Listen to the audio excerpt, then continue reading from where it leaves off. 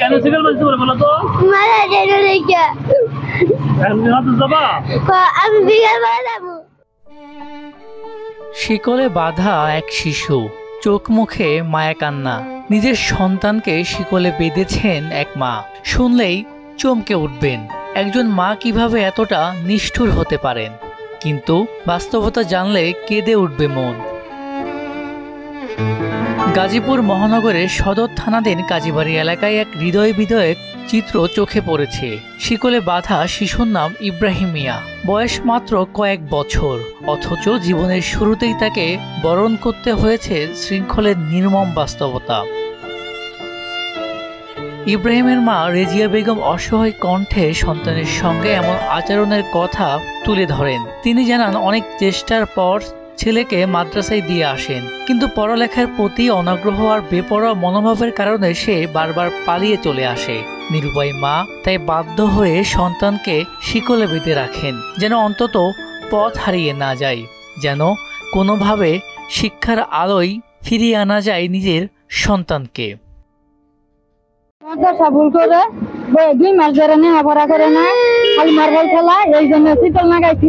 শীতল নাগাই মাদ্রাসা থাম নেওয়া ঠিক মতন করে না। মাদ্রাসা থেকে আইসে পড়ে ফলাই আইসে পড়ে হাইতে একটা শুন ফলাই আয় বসে, এই জন্য শীতল নাগাইছি। কেন পড়বো নিয়ে গেছে। এই সমাজে এমন চিত্র যেমন প্রশ্ন তোলে, তেমনি ব্যথিত করে যে কাউকে। এই বয়সে যেখানে শিশুর হাতে থাকার কথা বই খাতা, সেখানে সে বন্দী শিকলের গন্ধে। কেন সিগন্যাল বাজছে বলো তো? মারা যেন রেখা আমি বিকাল বেলা যাবো। কবে বাজছে কবে? ওই জন্য আমাদের যা। তোমার নাম কি? ইব্রাহিম। আব্বার নাম কি? আমজাদ। আমজাদ। আম্মুর নাম? রাজিয়া। রাজিয়া। থাকো কোথায়? কাজীবাড়ি। কাজীবাড়ি। কাজীবাড়ি। কোন মাদ্রাসা? মাদ্রাসার নাম কি? নুরুল হাফিজের মাদ্রাসা। নুরুল হাফিজের মাদ্রাসা। হাফিজের মাদ্রাসা।